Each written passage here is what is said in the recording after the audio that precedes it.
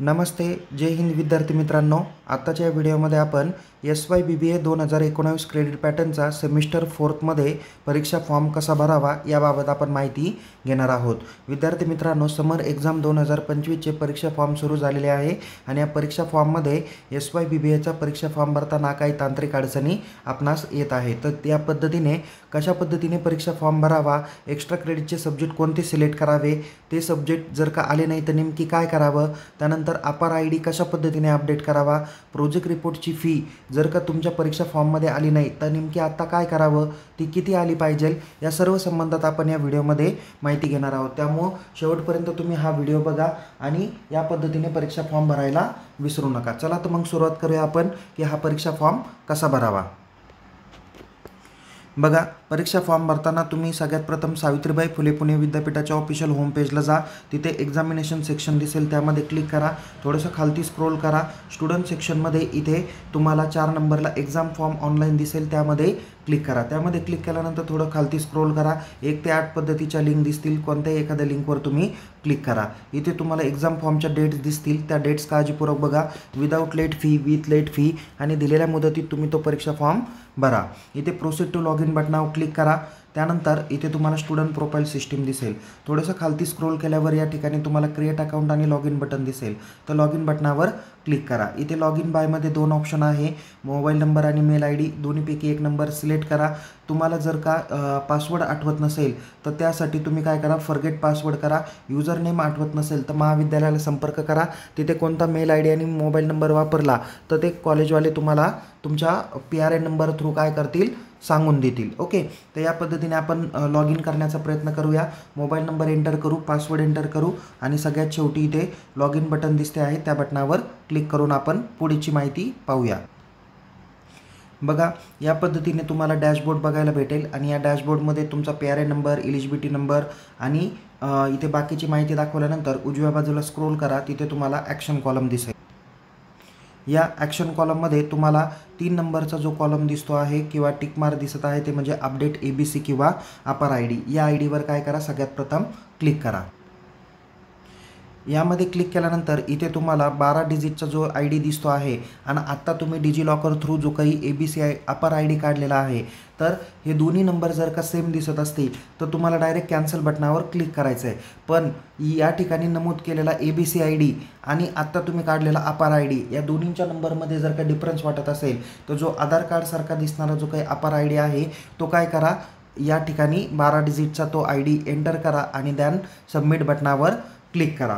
Okay, तो अपर ID कशा पद्धतीने दिसतो ते आपण या ठिकाणी बघूया आणि या ठिकाणी आपण सबमिट बटनावर क्लिक केल्यावर काय येतं ते आपण पाहूया। बघा, डिजिलॉकर थ्रू या पद्धतीचा तुम्हाला अपर ID काढायचा आहे।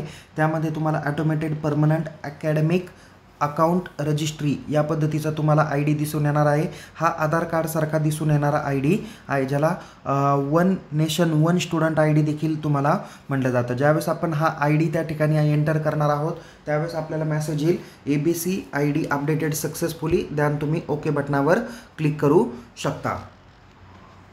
बघा, तुम्ही ज्यावेळेस डिजिलॉकरच्या बटनावर जातात तर डिजिलॉकरमध्ये या ठिकाणी तुम्ही अपर ID अपडेट केल्यानंतर तुम्ही काय करा, या ठिकाणी जे काही 3 डॉट दिसत आहे त्या डॉटवर क्लिक करा आणि तिथे तुम्हाला एक ऑप्शन येतो व्ह्यू PDF। ओके, या व्ह्यू PDFवर काय करा, क्लिक करून तुम्ही डाउनलोड करा।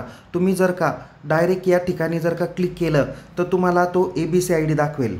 ओके, तुम्हाला काय दाखवेल, तो ABC ID दाखवेल। तर त्यामुळं काळजीपूर्वक तुम्ही काय करा, या 3 डॉटवर क्लिक करा आणि तिथं व्ह्यू PDFवर क्लिक करून ती PDF काय करा, डाउनलोड करा। आता आपण ABC ID किंवा अपर ID आपण अपडेट केलेला आहे। आता डायरेक्ट काय करा, इथे एक्झाम फॉर्मच्या बटनावर क्लिक करा। एक्झाम फॉर्मच्या बटनावर क्लिक केल्यानंतर तुम्हाला या पद्धतीचा डॅशबोर्ड दिसेल, डायरेक्ट प्रोसीड बटनावर क्लिक करा। आता बघा विद्यार्थी मित्रांनो, तुम्ही SYचे विद्यार्थी आहात।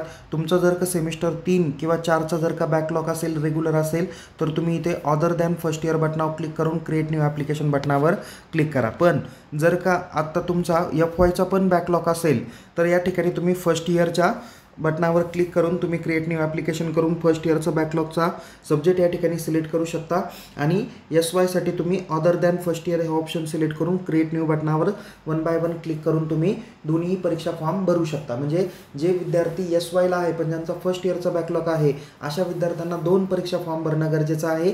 एक फर्स्ट इयरच्या बॅकलॉगसाठी वेगळा आणि एक SYच्या 3rd सेम 4th सेमसाठी वेगळा फॉर्म, असे 2 फॉर्म त्यांना भरावे लागतील. ओके, आपण या ठिकाणी काय करूया, सदरच्या विद्यार्थ्याला फक्त 4th सेमिस्टरचा रेग्युलर आणि 3rd सेमिस्टरचा जर का एखादा बॅकलॉग असेल तर त्यासाठी त्याला अदर दॅन फर्स्ट इयर बटनावर क्लिक करायचं आहे आणि क्रिएट न्यू ॲप्लिकेशनवर क्लिक करून त्याला पुढचा फॉर्म भरायचा आहे. ओके, या ठिकाणी तुम्हाला संपूर्णतः माहिती येईल. डायरेक्ट सरते शेवटी नेक्स्ट बटनावर काय करा, क्लिक करा. क्लिक केल्यानंतर बघा ह्या विद्यार्थ्याचा रेग्युलरच विषय आहे, काही बॅकलॉग विषय नाही आहे, तो विषय या ठिकाणी त्यांना दिसून येतील. बघा यामध्ये तुम्हाला सर्व सब्जेक्ट काय दिलेले आहे सिलेक्ट करून देण्यात आलेले आहे, ते बाय डिफॉल्ट आलेले आहे. तुम्हाला नव्याने सब्जेक्ट सिलेक्ट करण्याची आवश्यकता या ठिकाणी येणार नाही. तुमचा 3rd सेमिस्टरला तुमचं जर का फायनान्स स्पेशलायझेशन असेल तर इथे 405B 406B तुम्हाला येणार आहे आणि जर का तुमचा मार्केटिंग स्पेशलायझेशन असेल तर 405A 406A येणार आहे. आणि या ठिकाणी आता बाय डिफॉल्ट आपण टिक मार्क दिलेले आहे त्यांना. प्रोजेक्ट रिपोर्टच्या कॉलमला पण टिक आहे आणि इथे इंटरनल कॉलमला टिक आहे. काही विद्यार्थी किंवा काही टीचरचं म्हणणं असं असेल इथे युनिव्हर्सिटी एक्झामवर टिक द्या, ते ऑलरेडी बाय डिफॉल्ट तुमच्या हॉल तिकीटला येतील, त्याची काही काळजी करू नका. एक्झाम फॉर्मची जी काही फी आहे किंवा प्रोजेक्ट रिपोर्टची फी ती ॲड करून दिलेली आहे. तुम्हाला एक ऑप्शनल सब्जेक्ट या ठिकाणी सिलेक्ट करायचा आहे जो 407A पासून तर 407Y पर्यंतचे असे 25 सब्जेक्ट तुम्हाला या ठिकाणी दिलेले आहे. यापैकी एक विषय तुम्ही सिलेक्ट करू शकता. कोणता विषय सिलेक्ट करायचा यासाठी आपण आपल्या महाविद्यालयात तुमच्या HODंना वगैरे विचारू शकता. आता मी ज्या महाविद्यालयात आहे त्या महाविद्यालयाच्या विद्यार्थ्यांसाठी आपण 407A हा विषय दिलेला आहे, तो विषय या ठिकाणी सिलेक्ट करा. तो सिलेक्ट केल्यानंतर इथे ॲड ऑनच्या सब्जेक्टमधून कोणतेही तुम्हाला 4 सब्जेक्ट तुम्हाला सिलेक्ट करायचे आहे किंवा जे काही तुम्हाला क्रेडिट मिळवायचे आहे ते सब्जेक्ट या ठिकाणी सिलेक्ट करायचे आहे. म्हणजे जर का तुम्ही कॉलेजमध्ये स्पोर्ट्स लेवलला पार्टिसिपेशन केलं असेल तर या ठिकाणी हे टिक करा. त्यानंतर तुमचं NSSमध्ये पार्टिसिपेशन असेल तर तुम्ही GR3A या विषयाला सिलेक्ट करा. त्यानंतर तुम्ही GR4A आविष्कार पार्टिसिपेशनला असेल तर टिक करा. त्याच्यामध्ये कल्चरल ॲक्टिव्हिटी पण घेऊ शकता. इथे ऑब्लिक केलेला आहे त्याच्यामुळे तुम्हाला त्या ॲक्टिव्हिटी कन्सिडर केल्या जाऊ शकतील. त्यानंतर या ठिकाणी रिसर्च पेपर पब्लिकेशन केला तर तो घ्या, GR7A घ्या, GR8A घ्या जर इंडस्ट्रियल व्हिजिटला पार्टिसिपेट असेल. जर तुम्ही मूक कोर्सेसला किंवा ऑनलाईन कोर्सेसला जर काही एनरोलमेंट असेल तर तो विषय तुम्ही या ठिकाणी सिलेक्ट करू शकता. सायंटिफिक सर्वे केला असेल तर तो विषय सिलेक्ट करा आणि इथे मी एक NSS पार्टिसिपेशन पण करतो. या पद्धतीने टोटल तुम्हाला काय करायचे आहे 4 सब्जेक्ट सिलेक्ट करायचे आहे. मॅक्झिमम 4 करू शकता, त्याच्यापेक्षा जास्त करू शकत नाही आहे. ओके, आणि त्यानंतर इथे सेव्ह आणि नेक्स्ट बटनावर क्लिक करा. तुम्ही आता जे काही विषय सिलेक्ट करताल ना तेच विषय तुमच्या हॉल तिकीटला येतील आणि तेवढंच बॅचेस तुम्हाला क्रिएट करायच्या आहे. डायरेक्ट सेव्ह आणि नेक्स्ट बटनावर क्लिक करा. या पद्धतीने तुम्हाला फीची डिटेल्स येतील. इथे बघा प्रोजेक्ट रिपोर्टची फी आली आहे का नाही ती काळजीपूर्वक खात्री करा.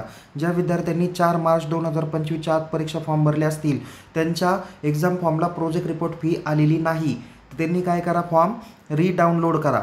त्यांनी फॉर्म रिडाउनलोड करा. तुम्हाला ॲटोमॅटिकली 510 रुपये तुमच्या एक्झाम फॉर्ममध्ये येणार आहेत आणि तोच फॉर्म तुम्ही महाविद्यालयात जमा करा. सपोज अगोदरच्या याच्यात तुम्ही कदाचित 1910 1970 अशी काही जर का फी जमा केलेली असेल तर आत्ता तुम्हाला 510 रुपये फी जमा करून, ओके माझ्या मते 1910च असेल तर इथे बघा 2400 किंवा इथं माझ्या मते 1810 असेल आणि इथे 2320 रुपये तुमची काय होणार आहे एकूण फी तुमच्या एक्झाम फॉर्मची येणार आहे. तर त्या पद्धतीने तुम्ही काय करा, परीक्षा फॉर्म भरा. सरते शेवटी इथे चौकोन बॉक्सवर क्लिक करा आणि कन्फर्म आणि नेक्स्ट बटनावर क्लिक करून तुम्ही परीक्षा फॉर्म भरू शकता. ओके, बघा या पद्धतीने तुम्ही परीक्षा फॉर्म भरला. इथे प्रिंट डाउनलोड करा. प्रिंट डाउनलोड केल्यानंतर या ठिकाणी तुम्ही काय करू शकता, प्रिंट आउट बघू शकता. इथे तुमचे 6 सब्जेक्ट त्याचे आले का बघा. GR क्रेडिटचे 4 सब्जेक्ट आणि तुमच्या रेग्युलरचे 6 सब्जेक्ट, ओके, आणि एक ॲड ऑनचा सब्जेक्ट असे मिळून तुमचे सब्जेक्ट सर्व या ठिकाणी दिसून येणार आहे. इंटरनल एक्सटर्नल टिकमार्क या बाय डिफॉल्ट आलेल्या आहे. योग्य त्या टिकमार्क तुमच्या हॉल तिकीटमध्ये दिल्या जातील. आणि इथे सरते शेवटी 2nd नंबर पेजला तुमची स्टुडंटची सिग्नेचर आहे, तिथे साईन करा आणि ऑथोराईज सिग्नेचर तुमच्या HOD प्रिन्सिपल सब्जेक्ट टीचर यांची घेऊन तो फॉर्म तुमच्या ॲडमिशन डिपार्टमेंटकडे किंवा अकाउंट डिपार्टमेंटकडे सबमिट करा। या फॉर्मसोबत तुमच्या फर्स्ट इयरच्या निकालाची झेरॉक्स, SYच्या 3rd सेमिस्टरपर्यंतच्या निकालाची झेरॉक्स आणि अपर IDची झेरॉक्स द्यायला विसरू नका। अधिक माहितीसाठी आपण आपल्या यूट्यूब चॅनलला सबस्क्राईब करा, टेलिग्राम चॅनलमध्ये सहभागी व्हा, लिंक डिस्क्रिप्शन बॉक्समध्ये दिलेली आहे। येणाऱ्या तुमच्या प्रोजेक्ट प्रॅक्टिकल एक्झाम कधी होतील आणि विद्यापीठाची परीक्षा कधी होईल या संदर्भात माहिती देणारा व्हिडिओ या व्हिडिओच्या डिस्क्रिप्शन बॉक्सला दिलेला आहे, तो काळजीपूर्वक बघा आणि त्या पद्धतीने परीक्षेची तयारी करा। तुम्हाला येणाऱ्या परीक्षेसाठी खूप खूप शुभेच्छा। टेक केअर, जय हिंद, धन्यवाद।